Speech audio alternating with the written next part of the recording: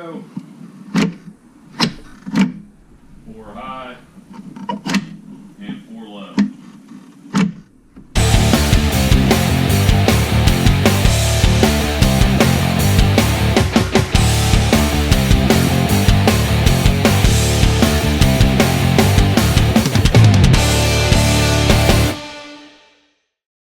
What's going on, guys? jtmoffroad here. A couple things I got to take care of today. Oil change and work on my transfer case shifter.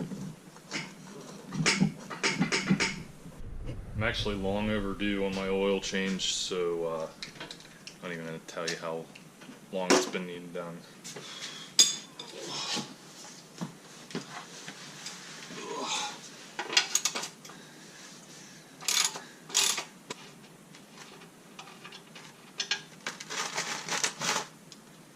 Yeah, she's pretty black. I don't know how you can see this, but yeah, sometime I'm going to have to get a new oil pan. I got a few nice dents in there.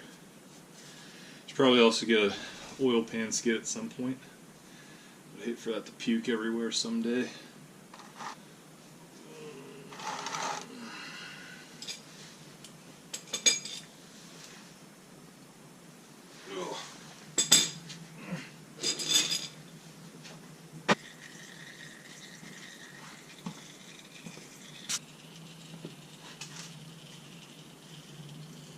Alright, so while that's draining out, I'm going to talk to you about my transfer case. So, when I was at Bantam, I was doing some trails, and about to go on another trail the last day. And I go to put it in 4 low, and it comes out of 2-wheel drive, kind of almost gets into 4 high, and there's no chance of it getting into 4 low. So, I had a feeling something was up with my transfer case linkage. So, I haven't done anything with it for a while, and I'm taking the time to look at it now. I went ahead and looked at it last night, and I pulled out the old transfer case shifter, shift lever rod thing, and so this is at the front. Sorry, this is at the front of it. I'll get down there in a minute and look at it.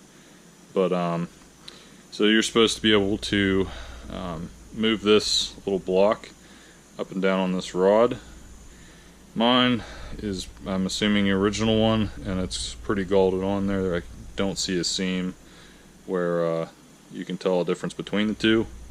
So they don't make these anymore from what I've found. You can't get it from the dealer.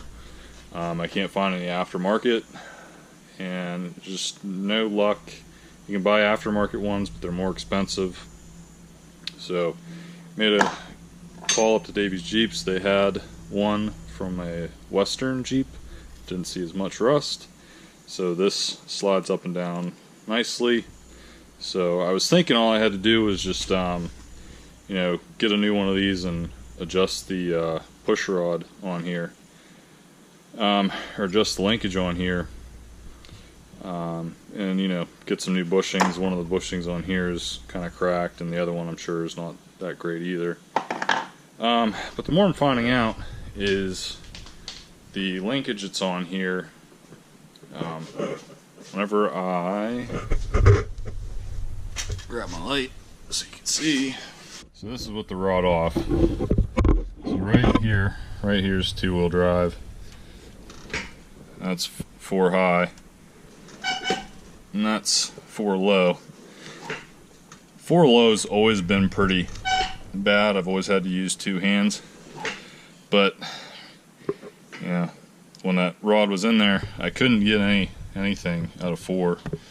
Now that the rod's out, you can move it. So 4 low, but you can hear that squeak. Go down and show you, but I'm pretty sure that's the linkage rubbing up against the bracket that's in there. So I don't know if I need to do maybe do a little sanding or what, but I think the rod might have needed some new bushings and adjusted, and then, you know, a combination of getting that, I don't know if the spring's out or what exactly is out. But I don't think that doing a body lift and I don't think that doing a body lift and adding the trans drop on this did anything. because on this YJ there's no actual connection for this to the body, so I wouldn't see why this would need adjusted. Some of them you need a new like a drop bracket, or you know, they've got different aftermarket designs, but you can see that's that plate right there, that lever that comes down goes up against that plate. That's where that rubbing is happening. So I don't know if I need to loosen that bolt or just get a lot of grease on that, or some lubrication of some sort to make that smooth. But there shouldn't be any problem with, you know, the effect in the body height. So I should be alright. So I think I'm just gonna go ahead and lube some of that stuff up and put the new bushings in. That rod connects here and also connects back here. So this is where the transfer case shift selector goes. So those are the different gears. That was 4 low, that's 4 high, and that's 2-wheel drive. I think that's right. I hope I don't have that backwards. So I'm gonna make sure I have this in the right range, and then put that rod back in. But hopefully that'll take care of it. I don't know, we'll see. Our Earl's done dripping.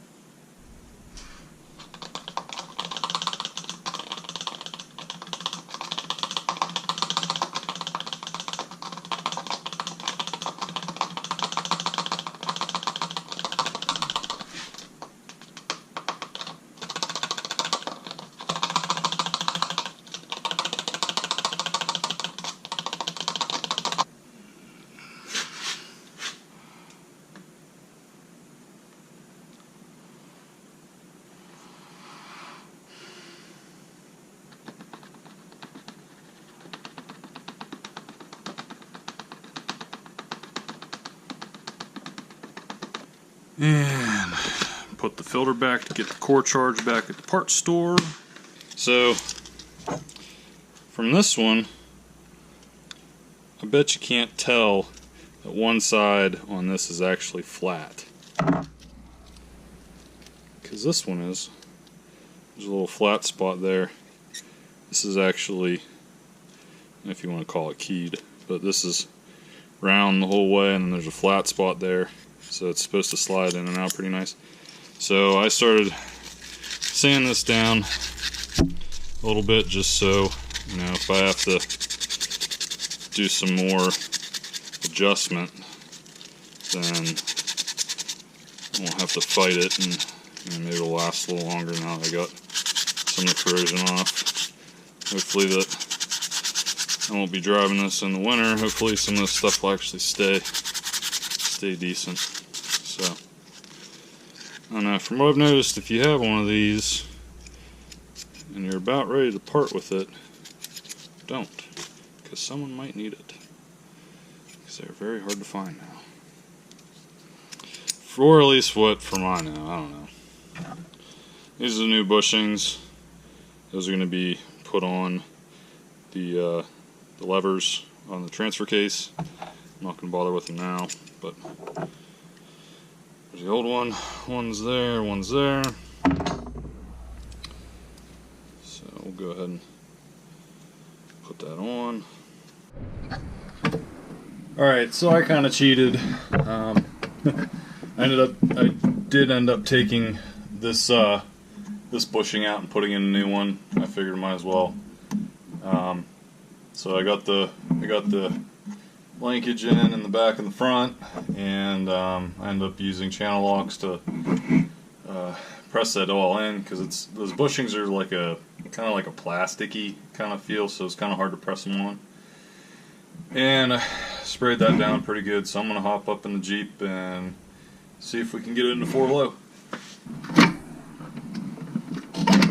Here we go. 4 high and 4 low.